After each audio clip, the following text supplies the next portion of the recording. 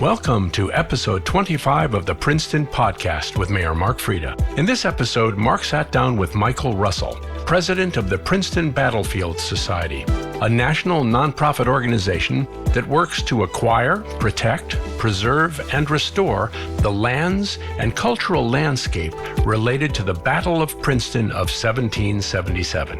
In addition to Princeton Battlefield Society's work in preserving and improving Princeton Battlefield State Park, Mike described the importance of educating the public about the historical significance of the Battle of Princeton and what is called the 10 crucial days in turning the tide in the outcome of the American Revolution.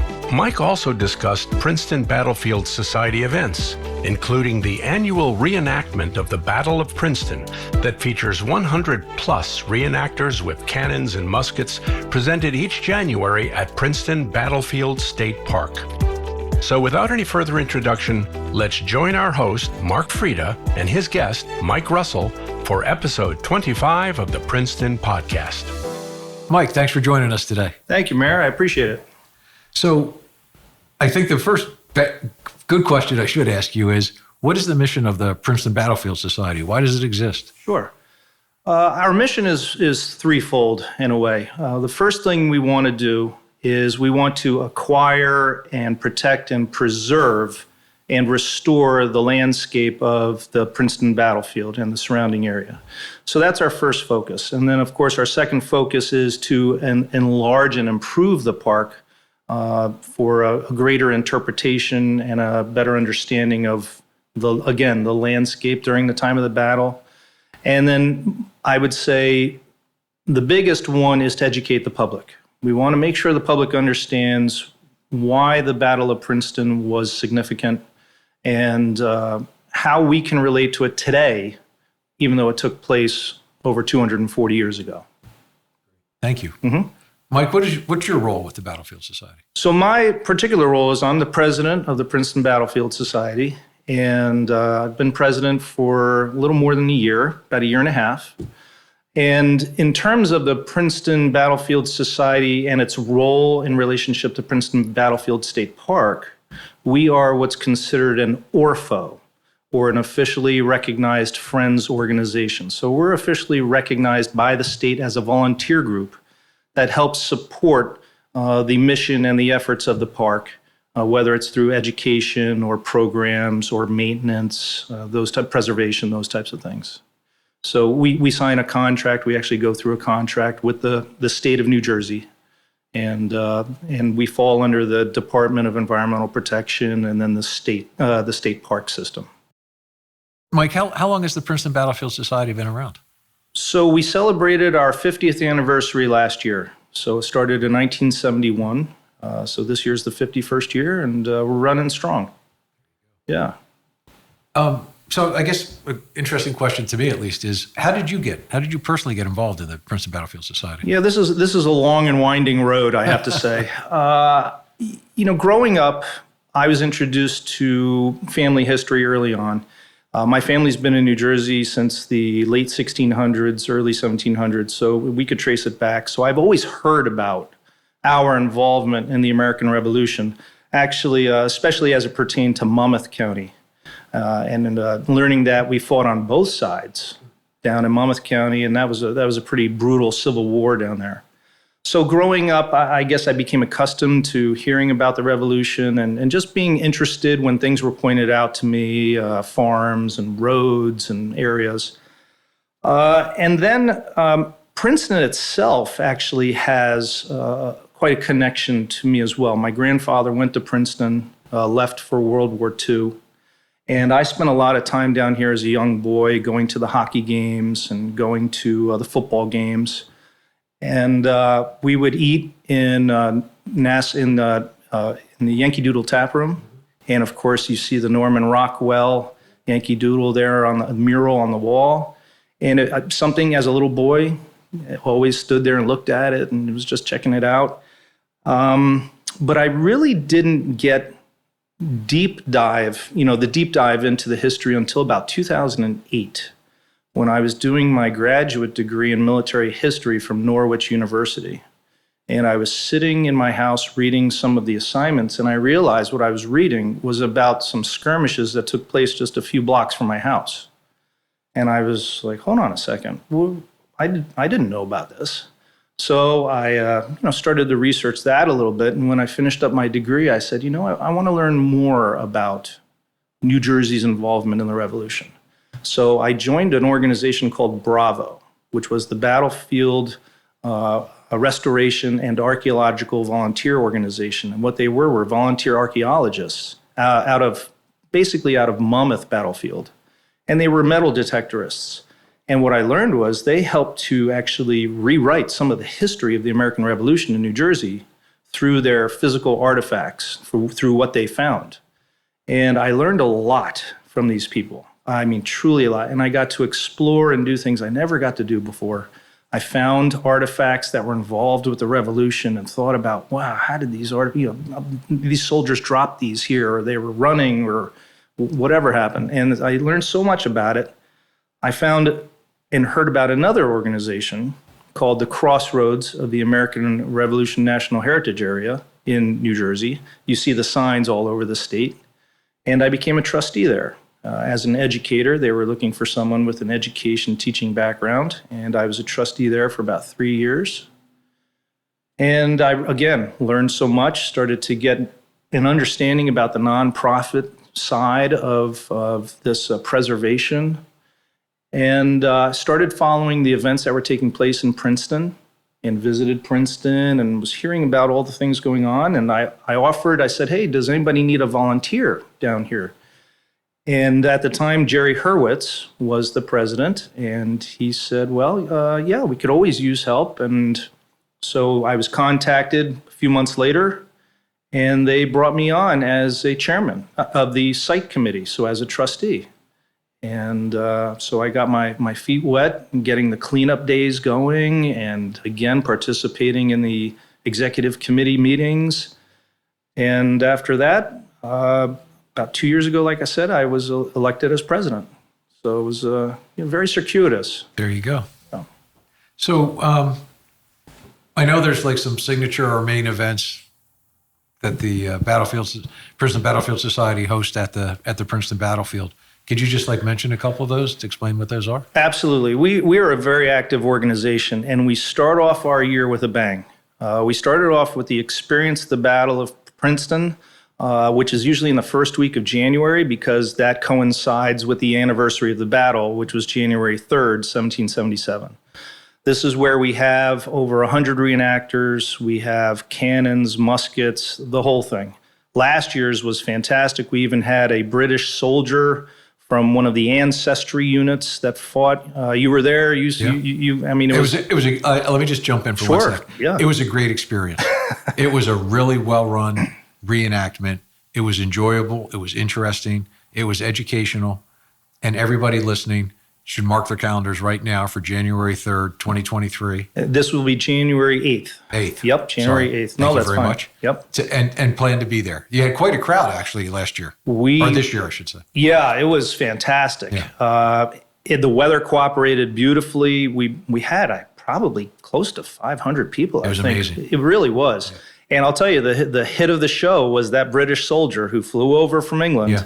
And participated in the celebration. And then, of course, we had the big wreath-laying ceremony across the battlefield. And that was really, again, a very somber and moving understanding that there's a mass grave up there on the Western Hill behind the colonnade where we have British and American soldiers laying together for eternity. Right. And then I think another interesting thing, if I remember correctly, was that the British soldier pointed out that the insignia that they have on their uniform still incorporates, I forget exactly what the detail was, but something that is related to the Battle of Princeton. That's correct. Yeah, I can't remember if it's an oak leaf or an oak, but you're exactly right. There is a feature on their insignia that is because of the Battle of Princeton. It's amazing.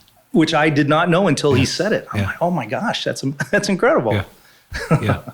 But anyway, I'm sorry. Yeah, so anyway, I know you have other events too. Yeah, we have lots of events. So after January, we go. We have cleanup days in the spring and the fall. So that's there to help the state, so that people can come and visit and have a nice experience. We have our battlefield tours running throughout the spring through October. So that's open to the public. You just register on our website and show up. We have our Memorial Day and July 4th events, which again are also very somber and they've been well attended and really in their own way have enjoyable moments, even if it's simply just reflecting on what happened.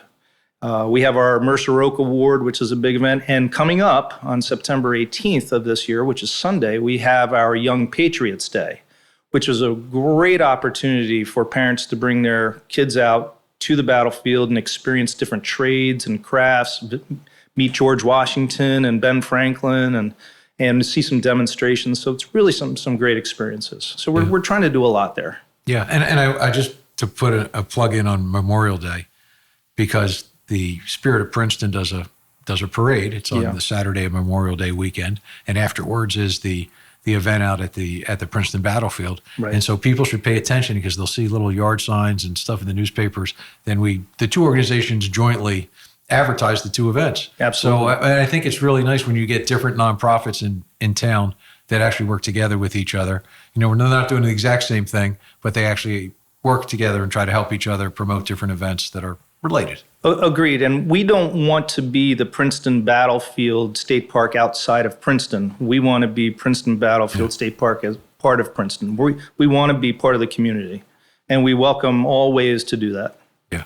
And well, as we ask more questions, we'll get more into the other things you do. But everybody in town should really understand what a jewel that is right there. Absolutely. And it's good to go there and understand why it's there, other than just going out to lay on a towel or fly a kite or whatever. But there's a lot more to it. It sure is. Yeah. So that kind of leads into my next question. How do I find out more about the history of the battlefield? Well, I would say that if you want to do the first investigation, you just go to our website. Check out our website, and we have little histories there, and we have just an idea to guide you. We have maps, we have background of the battlefield and so forth. But of course, you could also follow us on social media, whether it's on Facebook or Instagram. We're always posting either events coming up or history points about the battle, anniversaries, etc. There's the battlefield tours where you just walk across, and I'll tell you, our guides, boy, do they know some information. Holy smokes. I'll tell you, every time I go on a tour, even now, I still learn something. So that's a great way to do it. And there's lots of great books out there, especially some of the ones written by Larry Kidder and David Price. Great details about the battle. And I would say go on, and when you check our website, check out our PBS newsletters too, because that really gives you an idea of what's going on. Yeah, I know. On my desk here in the mayor's office, I have some of the information that the Battlefield Society has put out, and I intentionally leave it on my desk because I want visitors that come into this office to, they'll look at the desk. Yeah, and I want them to see that we have stuff from the battlefield. I want to promote the battlefield. I think it's a great asset to the community, and people should understand how significant it is. Well, we appreciate that very much. So, Mike, I know, obviously you guys are a nonprofit, you have a board. Mm-hmm. So how does, I don't know how many people are on the board, but how does that all work with running the society? Yeah, we're a trustee-based organization. We're a 501(c) nonprofit. And we are, again, trustee-based. So we have our executive board, and then we have the full board of trustees. And we're made up of a variety of professions, a variety of interests. One board member has a relative who fought at the Battle of Princeton. Another board member is a reenactor who actually does American and British sides of things, which is very helpful because they can give us a real good background on when we're doing events on how to set things up. We have lawyers, teachers, PhDs in the medical field. It really is a substantial board. We have Princeton graduates, Princeton University graduates. And I'll tell you, the people on the board are on the board because they love the topic, they love the history. They're not doing it just to get volunteer hours. There's a personal reason of one nature or another that they are participating. And I'll tell you, we have a rock star consultant who helps us out with our marketing, our grants. who does just fabulous work. So we have a nice rounded board, and we're looking for skills all the time. We're looking for different skills to help us, get out there even more and get more people to know about us and the battlefield. Great. Yeah. I know you had mentioned your website, and Sure. I should have written down the URL somewhere, but I have not. Do you remember what that is, just so we can share that with people? Absolutely. It's www.pbs1777.org. And it's a very nice website too. So It is a sharp website. That is for sure. So how's the Princeton Battlefield Society funded? How do you afford to do all the different things you do? yeah, you would think, because we are a organization that is officially recognized by the state, hey, we expect you to be state funded, but we're not. We simply run off of donations and memberships and grants and gifts, and that's really it. So there's a lot of fundraising efforts that are made, we really get out there and try to talk to the public and ask for you to support us, whether it's for the entire just main operations of the organization or for individual projects that we might be working on. Yeah. So I think you have an appeal went out for the Thomas Clark House recently to help specifically with that, I believe. That's exactly right. The Thomas Clark House is what we call an eyewitness building, or eyewitness to the battle. It's actually where General Hugh Mercer died after he sustained wounds in the battle. Dr. Benjamin Rush, of course, a well-known name in the American Revolution, treated him at the house. And the house, it's old. In fact, this year is the 200, and it was built in 1772. So it's the 250th anniversary of the house. So it needs work. It needs upkeep. And that takes a lot of money. It takes a lot of effort. And so oftentimes when there may not be state funding or enough state funding, we try to make up whatever differences we can. Like you said, we send out appeals to help us with the Clark House. And even if you go onto our website, under support, there is a tab there for the Clark House Fund. And any funds or donations given to us will be reserved strictly for that project. They will not be used for anything else. So that's great. That also takes care of my next question, which was, can I donate through the website? And the answer is yes. Yes, you can. Yeah, absolutely. Often, I believe it's through PayPal mostly. But again, you don't have to just say, well, hey, where's my money going?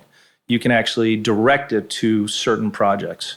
So we have a History and Heritage Fund. We have the Thomas Clark House Fund. And we have just an overall operations fund. So, and you can say what you would like there. Right. And I think there's different levels of membership. Yeah, our membership structure right now, we're actually revisiting that because its current structure is more of a donation level than actually a membership with benefits type of thing. But we do have it broken down into, Patriot and Commander and those types of things, so that those particular members are established under a different category. Yeah. And then I think you kind of focus a few months of each year to try to increase membership. But I mean, if anybody wants to become a member of the Princeton Battlefield Society, they could pretty much do it anytime they want, right? Absolutely. We encourage membership growth at all times. And I would say the best way for you to do it, besides just donating, is to come out. Come out, and it doesn't matter when you come out, but just come to the battlefield, meet some of the already, established volunteers, come talk to the trustees, and just learn about what we do. The battlefield is a beautiful location. It just has these lightly rolling hills, this open space, has this energy.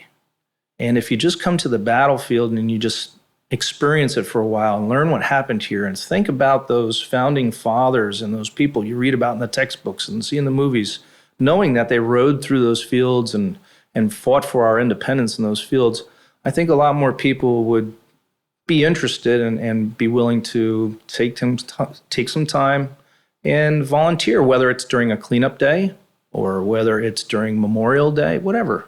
We just want to educate people and let people know what's sitting in their backyard or right here in the heart of New Jersey. Yeah, yeah. And the cleanup days aren't that bad. No. It's good exercise, and it's not you don't work us to the bone on those days. No, we're very fair. So I guess the big thing on the horizon, right, is the 250th anniversary of the Battle of Princeton. Absolutely. In 2026, we have our 250th anniversary of the nation, and then in 2027, we have the 250th anniversary of the battle. So we've got a pretty good plan ahead of us for those 2 years. And thankfully, we're starting to get some really big support, which we've had in the past, but we're getting some really big support again from the American Battlefield Trust. And that entails a reinterpretation of the battlefield itself. Ideally, what we're hoping is to return the battlefield to near conditions to what it looked like at the time of the battle. What a lot of people don't realize is that landscape is actually two farms. It was the Thomas Clark farm and his brother, William Clark.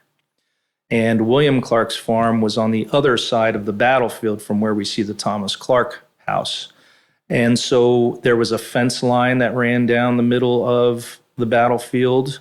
There was an orchard, which actually was part of the battle. There was an orchard there. So we would like to try to reestablish the sight lines and also some of the physical structures and landscape that were there. So besides that, and again, the American Battlefield Trust trying to reinterpret the battlefield by increasing signage and helping people to see what happened at different points of the battle. Because right now, if you go to the battlefield, there's only about 5 signs or so, and they don't give you a real good summary or idea of what happened. So by getting this new signage and interpretation, and even some of it being done through apps on our phone, I think we'll have a better experience, a better visitor experience. And so that's what we're working on. And then the big ideal product is the visitor center. We would really like to and are vying for a visitor center. It won't be there by 2026. But if there could be some sort of groundbreaking event or some sort of plan laid out that people can see this is what's coming, that park is a national destination landmark, and it deserves to be treated that way. And I believe a visitor, and really it's a visitor education center. Bring the kids in, bring the teachers in, let the new generation understand what happened, talk about the story historically, culturally, and see why this 250th is so special. So I think we need to stress a little bit about how important the Battle of Princeton was to the United States of America becoming reality. Yeah. So it would be great if you could just help enlighten our listeners a little bit on that. I'll do what I can. So the Battle of Princeton represents the culminating event in a period of time referred to as the 10 Crucial Days. The 10 Crucial Days started on Christmas Day as George Washington and the American forces crossed the Delaware River, and that was 1776, crossed from Pennsylvania to New Jersey, and then which led to the first Battle of Princeton, and then later on, Battle of Trenton, and then the second Battle of Trenton. January 3rd is that last day of that 10 Crucial Days, where the idea was that the American forces would attack the British units that were in Princeton, mostly in Nassau Hall, and then the American forces would decide where to go from there. So what happened with this battle, which actually was an accidental location. It accidentally happened where it happened. It should have happened in downtown Princeton. But these forces happened to see each other going in opposite directions. The British were heading towards Trenton. The Americans were heading towards Princeton. They caught glances of each other, glints of the bayonets, and realized, hey, who are these guys? And it wound up becoming the battle right there at the Clark farm. What this battle created, first of all, with this win, was a huge morale booster. The Americans had been retreating across New York and New Jersey for months and months. And this was a last gasp effort. It truly was. When Washington uses the password victory or death, that goes to show you this truly was the last chance they had. And the moral victory, or the morale victory, turned into not only a morale victory for, hey, the Americans won the battle, but it also made Washington, with these successes in Trenton and Princeton, people started to believe again that he was the right leader, he was the right choice, and he could guide us further through this war for independence.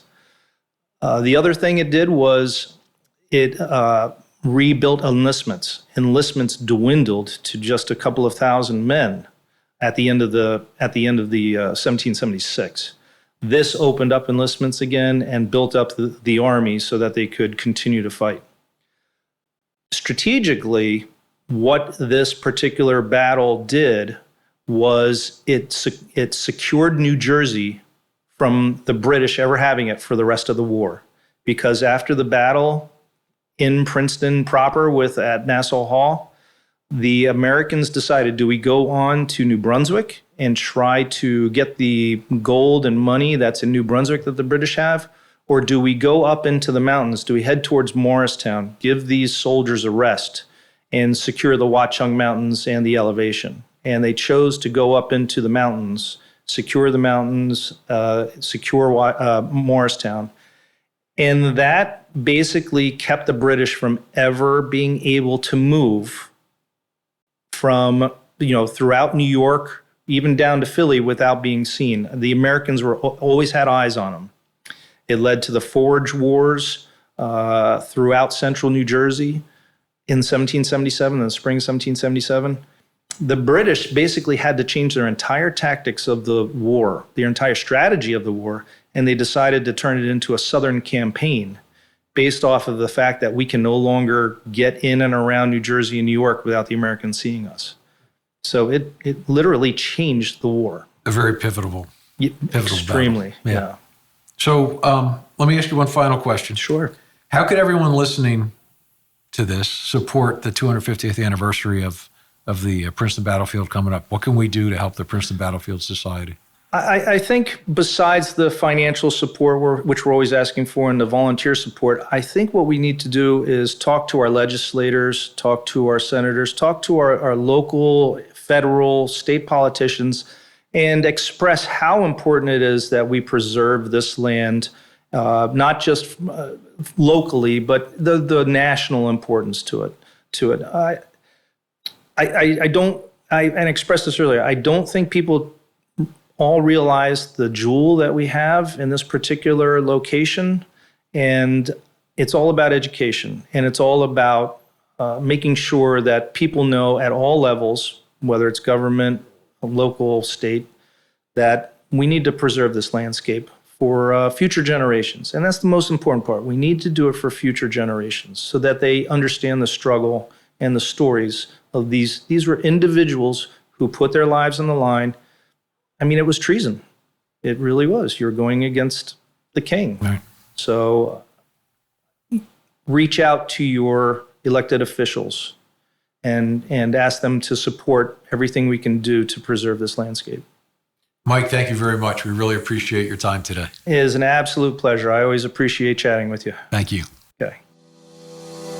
Thank you for joining us for the 25th episode of the Princeton Podcast, produced as a community service by HG Media, providing audio, video, and website design services here in Princeton since 1999. If you enjoyed this episode of the Princeton Podcast, please share it with your friends. Visit our website at princetonpodcast.com and subscribe to us on Apple Podcasts, Spotify, Google, Stitcher, or wherever you listen to podcasts.